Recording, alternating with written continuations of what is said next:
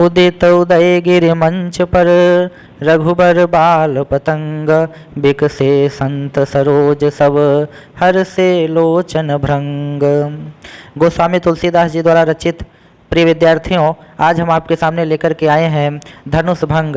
धनुष भंग में सीता का स्वयंवर हो रहा है और राजा जनक दरबार में ये है घोषणा कर चुके हैं कि जो धनुष को तोड़ेगा, धनुष को उठा करके उस पर प्रत्यंचा चढ़ाएगा, उसी से सीता का विवाह होगा।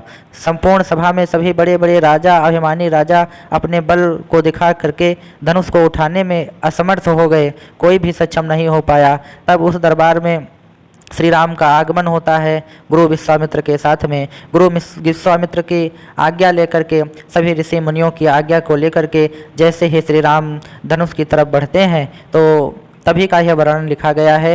दोहा छंद में लिखा है, उदित उदय गिरि मंच पर रघुबर बाल पतंग, बिकसे संत सरोज सब हर से लोचन भृंग। उदित उदय गिरि क्या अर्थ होगा? उदयाचल पर्वत पर। उदयगिरी मतलब होता है उदयाचल। उदयाचल पर्वत पर, कौन उदयाचल पर्वत? मंच रूपी, रूपक अलंकार है। मंच रूपी उदयाचल पर्वत पर जब बाल सूर्य रूपी श्री राम, बाल मतलब बालक, पतंग मतलब होता है सूर्य, बाल सूर्य रूपी श्री राम का आगमन हुआ तो क्या हुआ? बिकसे संत सरोज, यानी कमल रूपी संत सब खिल गए। बिकसे मतलब होता है खिल गए। जैसे सूर्य के निकलने पर कमल खिल जाते हैं, वैसे ही जब श्री राम, एक बार फिर से समझ लीजिए कि मंच रूपी उदयाचल पर्वत पर बाल सूर्य रूपी श्री राम का आगमन होते ही बिकसे संत सरोज सब। सरोज मतलब होता है कमल। कमल रूपी संत क्या हो गए? प्रसन्न हो गए, खिल गए, प्रसन्न हो गए। और क्या हुआ? उन पर हर से लोचन भृंग। हर से मतलब हर्षित हो गए, प्रसन्न हो गए। भृंग मतलब भंवरा, भंवरे रूपी नेत्र क्या हो गए? खिल गए। समझ में आया? फिर नेक्स्ट देखिए, चौपाई छंद में लिखा है, नृपन के रियासा निसिनासी। संपूर्ण सभा में बैठे हुए राजाओं के, नृपन मतलब होता है राजाओं की रात्रि रूपी आशा नष्ट हो गई। निश मतलब रात्रि, रात्रि रूपी आशा का नाश हो गया। और वचन नखत, नक्षत्र रूपी वचन, अर्थात राजा गण आपस में बैठ करके जो बातचीत कर रहे थे, अवली न प्रकाशी, अवली मतलब होता है पंक्ति, पंक्ति में बैठे हुए राजाओं के मुख से जो वचन निकल रहे थे अब वो प्रकाशहीन हो गए हैं, अर्थात सभी लोग शांत हो गए हैं। जब श्री राम को देखा तो मानी महिप कुमुद सकुचाने। मानी मतलब होता है अभिमानी, अभिमानी राजा, महिप मतलब राजा, अभिमानी राजा कुमुदनी के समान क्या हो गए हैं? सकुचाने, मुरझा गए हैं।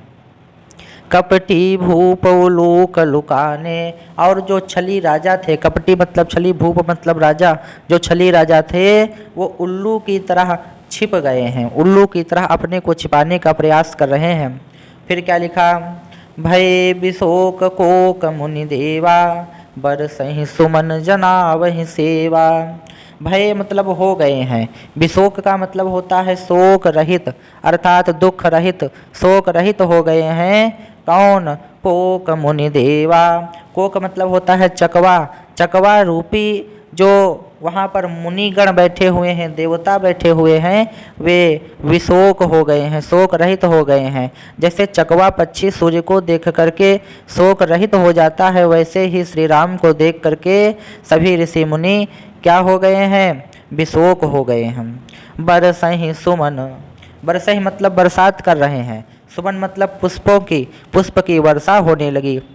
देवतागण आकाश से पुष्प की वर्षा करने लगे, किस लिए? जना वही सेवा, अपनी सेवा को जनाने के लिए। फिर क्या हुआ? गुरुपद बंदी सहित अनुरागा, गुरु के चरणों की वंदना करते हुए।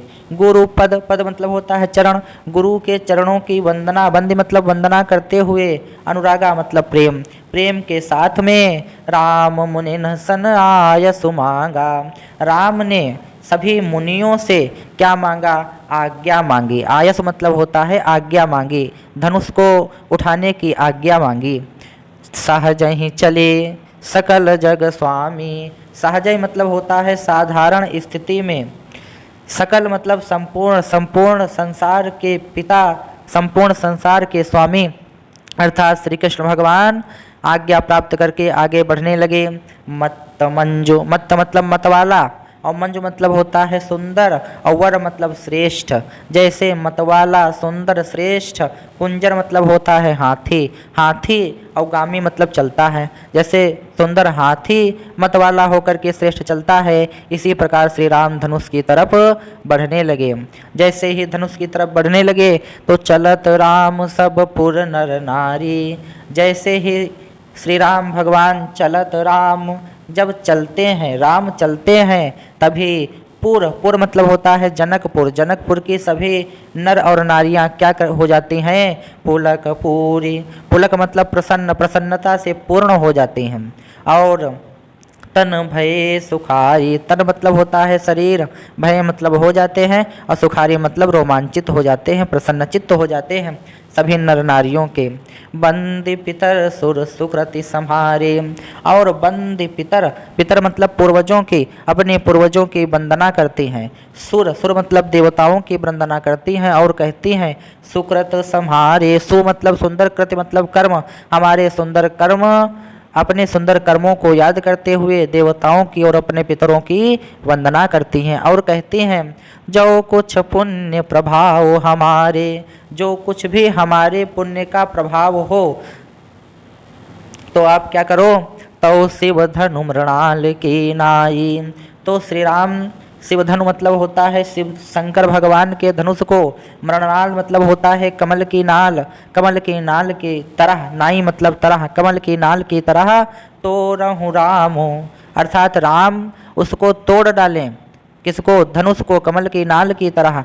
गणेश गोसाई, गोसाई मतलब होता है शंकर, हे शंकर भगवान, और गणेश मतलब होता है गणेश भगवान। हे गणेश भगवान, हम आपसे प्रार्थना करती हैं कि इस धनुष को कमल की नाल के समान श्री राम उठाएं और तोड़ डालें। कुछ बाधा हो गई है। फिर देखिए आगे हम चलते हैं। राम ही प्रेम समेत लखी सकिन समीप बुलाई, सीता मातु स्नेह बस बचन कहीं बिल खाई। क्या कहा? राम ही प्रेम समेत लखी, जो सीता की माता होती हैं वो क्या करती हैं? राम को प्रेम के साथ, प्रेम समेत मतलब प्रेम के साथ, लखी मतलब देख कर, देखती हैं और क्या करती हैं? सखीन अपनी सखियों को समीप बुलाई, पास में बुलाती हैं। फिर क्या होता है?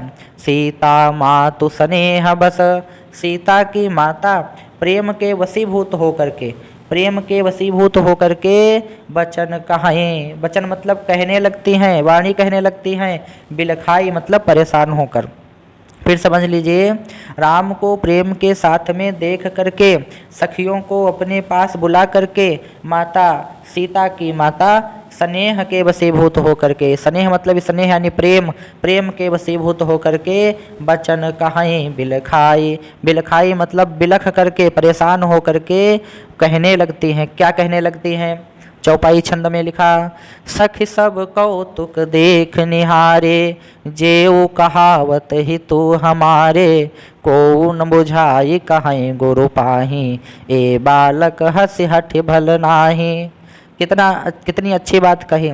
सखी सब, हे सखी, यहाँ पर सब कौतुक, कौतुक मतलब होता है तमाशा, कौतुक मतलब तमाशा, यहाँ पर सब तमाशा देखने के लिए आए हैं। देख निहारे, यहाँ पर सब तमाशा देखने के लिए आए हैं। जेऊ कहावत जो कहलाते हैं, हितु हमारे, हितु मतलब होता है हितैषी, जो हमारे हितैषी कहलाते हैं वो सब यहाँ क्या तमाशा देखने आए हैं। जो चल रहा है कोई रोकता क्यों नहीं। को न बुझाई कहाँ गुरु पाही, कोई कुछ बताता नहीं है, कहाँ गुरु पाही, और गुरु से कुछ कहने की हिम्मत भी नहीं कर पाता है कि ये जो हो रहा है वो गलत हो रहा है। ए बालक, ये जो राम के रूप में बालक हैं, इसकी असहठ भल नाही, इस प्रकार की जिद उचित नहीं है। भली मतलब उचित, हठ मतलब जिद, जिद उचित नहीं है। रावण बाण छुआ नहीं चापा, हारे सकल भूप करिदापा। अरे जिस धनुष को रावण, बाण मतलब होता है बाणासुर, बाण मतलब होता है बाणासुर, जिस धनुष को रावण बाणासुर ने स्पर्श तक नहीं किया, चापा मतलब धनुष, जिस धनुष को रावण बाणासुर जैसे बड़े बड़े योद्धाओं ने छुआ तक नहीं, हारे सकल, सकल मतलब संपूर्ण, भूप संपूर्ण राजा जिसके सामने हार गए, भूप मतलब राजा, संपूर्ण राजा जिसके सामने हार गए, करी दापा, दापा मतलब होता है घमंड करके, घमंड करके बड़े बड़े राजा इसके सामने हार गए। अरे यहाँ तक रावण बाणासुर ने इस धनुष को छूने की हिम्मत तक नहीं की। सो धनु, उस धनुष को राजकुंवर अर्थात राम के हाथ में कर दे ही, कर मतलब हाथ, राम के हाथ में दे दिया जा रहा है, क्या ये उचित है? बाल मराल की मंदर ले ही, बाल मतलब छोटा, मराल मतलब हंस, क्या छोटा हंस कभी मंदराचल पर्वत को उठा सकता है? मंदर मतलब होता है मंदराचल पर्वत, क्या कोई छोटा हंस कभी मंदराचल पर्वत को भला उठा सकता है? भूप सयानप सकल सरा सिरानी, राजाओं की चतुराई हमें लगता है कि ठंडी पड़ गई है। सिरानी, सिरानी मतलब होता है ठंडी पड़ गई है, उनको कुछ सूझ नहीं रहा है। सयानप मतलब चतुराई। सखी विधि गति कछु जाति न जानी, हे सखी विधि गति, विधि मतलब होता है विधाता, विधाता की गति को कुछ जाना ही नहीं जा सकता। एक सखी कहती है, सखी कहते हैं रानी, विधाता यानी ब्रह्मा की गति, ईश्वर की गति को कौन जान सकता है, कब क्या होने वाला है कोई नहीं जान सकता। बोली चतुर सखी मृदुवानी, माता सीता की माता को शांत कराते हुए कहा, एक सखी ने बड़ी चतुराई से बोलना प्रारंभ किया, मधुर वाणी में, मृदुवाणी मधुर वाणी में बोला, कहा तेजवंत, ये जो आपके सामने है ये तो तेजवान है, परम प्रतापी हैं। लघु, लघु मतलब छोटा, इनको छोटा मत जानो। गनी मतलब छोटे लोगों में इनकी गिनती मत करो। हे रानी, ये आपके सामने जो है ये तेजवान है, प्रतापी पुरुष हैं, इनको छोटा मत समझो। कहाँ कुंभज कहाँ सिंधु अपारा, कहाँ घड़े से जन्म लेने वाले कुंभज ऋषि, कहाँ घड़े से जन्म लेने वाले कुंभज ऋषि, और कहाँ अपार यानी असीमित सागर। कुंभज ऋषि ने सागर को पी लिया था, सोख लिया था, तो कहाँ एक कुंभज ऋषि साधारण से ऋषि थे, और कहाँ इतना बड़ा समुद्र था, तो कुछ कहा नहीं जा सकता। सो स्यो सुजसु सकल संसारा, कुंभज ऋषि ने, सुजस मतलब होता है इस संसार का संपूर्ण जल अपने में समाहित कर लिया था। सोस्यो यानी पी लिया था, समाहित कर लिया था, तो कुछ कहा नहीं जा सकता। रवि मंडल, मंडल मतलब आकाश, रवि मतलब सूर्य, सूर्य आकाश में सूर्य देखने पर लघु लागा, छोटा दिखाई देता है, परंतु उदय, उदय होते ही, सूर्य के निकलते ही, तास, तास मतलब उसके निकलते ही, त्रिभुवन, त्रिभुवन मतलब तीनों लोकों का, तम भागा, तम मतलब होता है अंधकार, अंधकार समाप्त हो जाता है। इसीलिए हे रानी, आप इनको छोटा न जानिए, श्री राम को छोटा न जानिए, ये तो तेजवान है, परम प्रतापी है। मंत्र परम लघु जा सुबस, विद हरिहर सुर सर्व, महामत्त गजराज कहूँ बस कर अंकुश खर्ब। मंत्र परम लघु, कहा मंत्र अत्यंत छोटा होता है, परम मतलब अत्यंत, लघु मतलब छोटा, कहा मंत्र अत्यंत छोटा होता है। जिसके नियंत्रण में जासु, बस, बस मतलब नियंत्रण, जासु मतलब जिसके, जिसके नियंत्रण में कौन हो जाता है? विधि, विधि मतलब होता है ब्रह्मा, हरि, हरि मतलब विष्णु, हर, हर मतलब शंकर, सुर मतलब देवता, सर्व मतलब सभी। अरे रानी, मंत्र तो अत्यधिक छोटा होता है, परंतु उसके नियंत्रण में ब्रह्मा, विष्णु, महेश आदि सभी देवता आ जाते हैं। इसीलिए आप श्री राम की गणना छोटे लोगों में मत करिए। महामत्त गजराज, महामत वाला हाथी भी, हाथी को भी कहूँ बस नियंत्रित कर लेता है, कौन? कर अंकुश खर्ब, अंकुश मतलब होता है तिनका, और खर्ब मतलब होता है छोटा, छोटा सा तिनका बड़े मत वाले हाथी को भी अपने नियंत्रण में कर लेता है।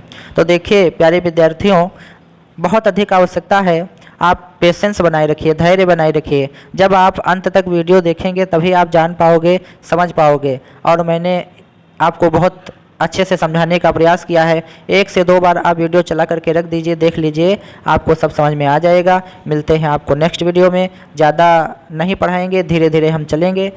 जय हिंद, जय भारत।